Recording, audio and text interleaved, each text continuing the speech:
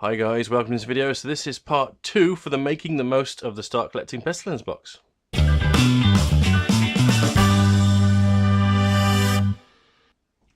So I just want to preface this just slightly, because of course the last video, which I'll link up there, concentrated on making the most out of the box set in terms of using it for both the Scry units, or the Master Clan, which was the Screaming Bell and the Warp Lightning Cannon, along with the Pestilens stuff, but this time I'm going to talk about making the most of it from a Pestilens point of view, getting the most units out of the box set that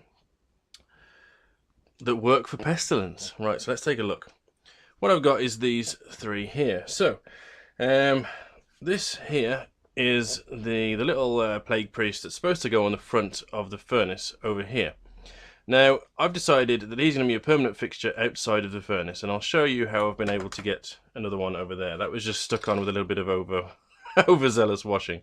So he's going to be his own unique unit, so we've got him. Perfect. You just need to buy a base for him, and you've got yourself a Plague Priest. Very important in the current General's Handbook Allegiance abilities, because the more prayers you can get off, the more damage you can do with those echoes.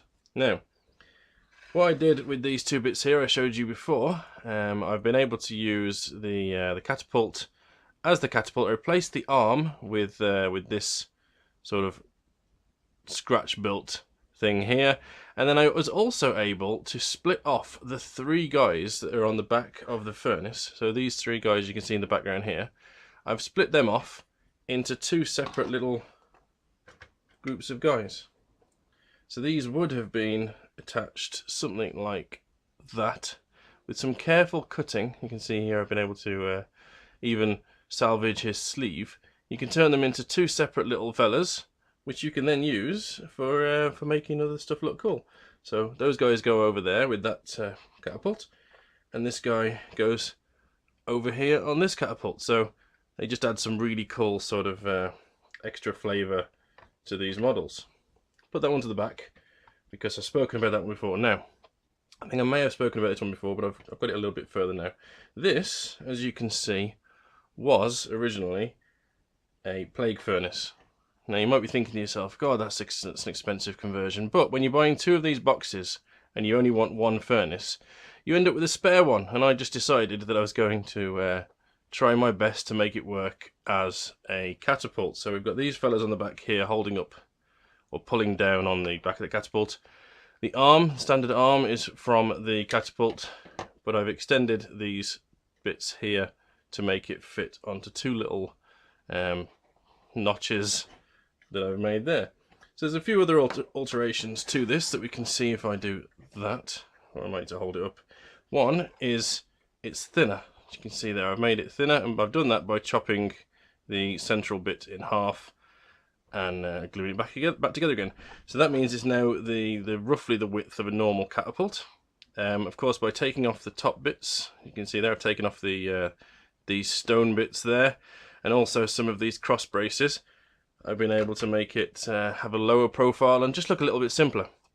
Then what I did is I used the bigger wheels from the furnace on this catapult, which had a classic shape and worked quite well. And then I used the smaller wheels of the catapult on this here, which again lowered the profile, makes it look quite different to its bigger brother over there. I'm hoping that the difference is enough to make it stand out as its own little thing. This hasn't been washed yet. I've literally just been putting the base layers on, a little bit of wood texture. Still a bit to go before I can get this finished and glued all together with all of its little bits and bobs that I've got floating around the place. So that's what I've been able to do there. But what I wanted to talk to you about today is what I mentioned at the beginning of the video, which was this fella here. So he's become his own little model. But what happened to having a priest on your furnace? Well, I did this little conversion here. Let me just make sure this is in focus. There we go.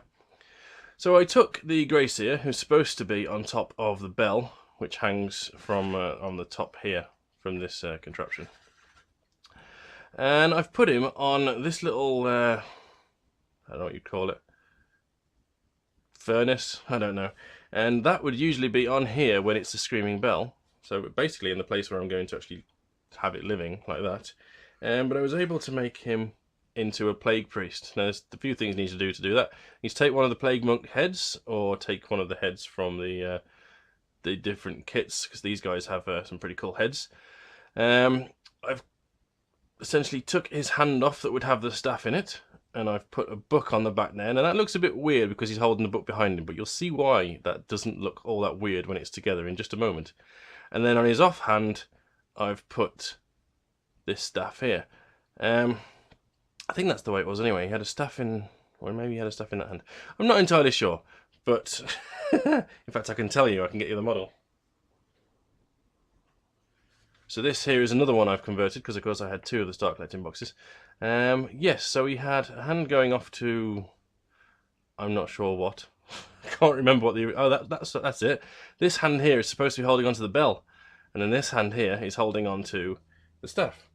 So I took the back off the back of his little hood there, and I've stuck a normal woe stave on there with a little bit of work to his hand, and I've stuck one of these that you get in the Plague Monk again from the same box, start collecting box, onto the end there to make a warp stone staff.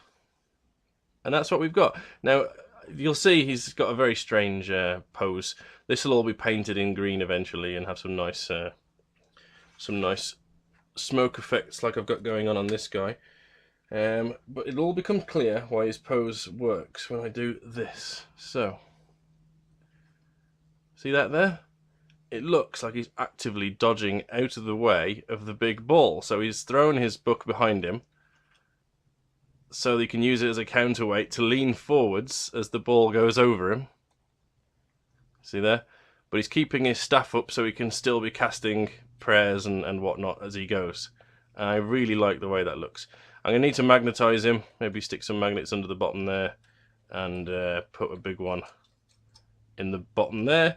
So I can also potentially use him as a plague priest out and about in the field as well. So that's basically what I've been doing. So from two of these kits I've been able to get 3 plague claws. I've been able to get 2, in fact no, I've been able to get 4 plague priests, one of which works perfectly on that there.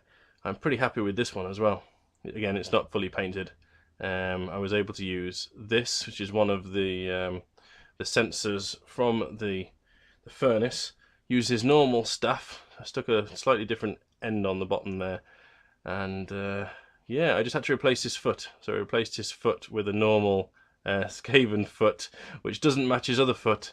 And the reason I'm basically calling him Clean Claw, I forget his name, probably Festus Clean Claw, and the whole thing is that his foot is the only part of him which isn't infested with plague, and so it's a normal size. And that's a bit of the lore I've gone with for him. So I've been able to get 4 plague priests, a furnace, 3 of the plague claws, with some cool conversions all from the same kit. And then if you'll remember as well, I've been able to convert a load of plague sensor bearers from it as well. So these are using the normal plague monk kit, and I've been able to find an easier way of doing it. So in my previous video you'll have seen these, which look kind of cool, where I was bending hands and basically getting a staff held with 2 hands, looking like that. But in the newer one I decided to make it a little bit more simple. Some of these hands here are holding bells, some of them aren't. But essentially what I've done is I've taken the normal arm, which is holding one of the woe staves, and then I've snipped. You can see this is from the same kit, but I've had to order some from eBay. So instead of using the whole head of the flail, so this is the head of the flail, and this is the natural bend of the chain as it comes off the sprue. What I've done instead is I've cut it right about there, and that makes it perfect to make it look like it's dangling off the top of the woe stave. So that's how this guy here looks. So I've got a mixture now. I've got a mixture of fellas like this, which are really difficult to make, and I think there's another 20 of these guys which were a lot easier to make, get them out a lot faster, and it adds a lot of variation to the models as well. So when you're looking at the unit as a whole, you get to see a lot of variation in pose, and it looks really cool. Right, I think that's everything I wanted to cover. I just wanted to go through all the things I've been able to do with this awesome start collecting box. Especially if you concentrate on just making it for Pestillens, you can really push the boat out and make a lot of stuff from it. Yeah, so I've been able to make a fair few points just from 2 of the boxes. I added a couple of extra kits of Plague Monks, and you've basically got yourself a whole army. Right, I think I've been rambling on for far too long on this one, so keep up with me in between videos over there. The website's undergoing a little bit of a renovation at the moment. I've taken it over to some proper hosting instead of using Blogger, and that means I can have a website with my domain, email with my domain name, and I can also do some PHP work. At the moment, I've just stuck the different math hammer calculators that I've got on there for AOS, 40k, and Shadespire. In time, that will become better and have more stuff on it. Potentially even have the blog back on there as well, though I'll have to code my own version of it and make it not as painful as writing every page. Anyway, if you have any questions at all on how I've achieved this stuff, if you want me to make videos on more specific stuff about it, please let me know down in the comments. Thank you very much for watching, and hopefully I'll see you in the next one. Stay well, guys.